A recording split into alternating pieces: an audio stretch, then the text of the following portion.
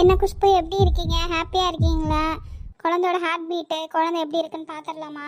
அம்மா வீட்டில் இருக்க வரை நல்லா இருந்த டாக்டர். இனிமேல் மாமியார் வீடு எப்படி இருக்க போறோம் தெரியல டாக்டர். விடுங்க, எல்லா மருமகளும் இதை தான் சொல்றீங்க. அது என்னமோ தெரியல, மாமியார் வீட்டில் இருக்க பிடிக்க மாட்டேன்னு அம்மா வீட்டில் தான் இருக்க பிடிக்குதுன்னு சொல்றாங்க.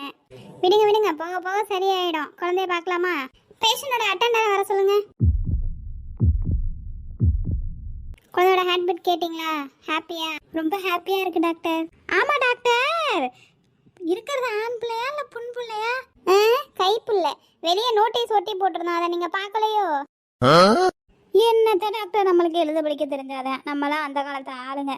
சரி சொல்லுங்க, 5 10 நான் தாரேன். ஆம்பளை பிள்ளையா பொம்பளை பிள்ளையா? இதோ இதோ இப்போ சொல்கிறேன்.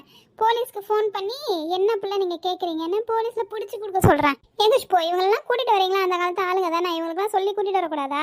நான் எவ்வளவோ சொன்னேன் டாக்டர், கேட்காதீங்க கேட்காதீங்கன்னு. அதெல்லாம் சொல்லுவாங்க, நீ வான்னு சொல்லிட்டு நம்ம வாயை அடைக்கிறாங்க. நான் என்ன பண்ண முடியும் டாக்டர்? இங்கே பாருங்கம்மா, என்கிட்ட கேட்ட மாதிரி வெளியே வேறு எந்த டாக்டர்கிட்ட போய் கேட்டுறாதீங்க. நீங்கள் வந்து எனக்கு ரெகுலர் கஸ்டமர்ன்றதுனால உங்களுக்கு நான் சொல்கிறேன். எங்கேயுமே ஆனா பெண்ணா அப்படின்னு முன்னாடியே சொல்ல மாட்டாங்க, புரியுதா? அது வந்து குழந்தை பிறந்ததுக்கப்புறம் நீங்களே பார்த்து தெரிஞ்சுக்கலாம்.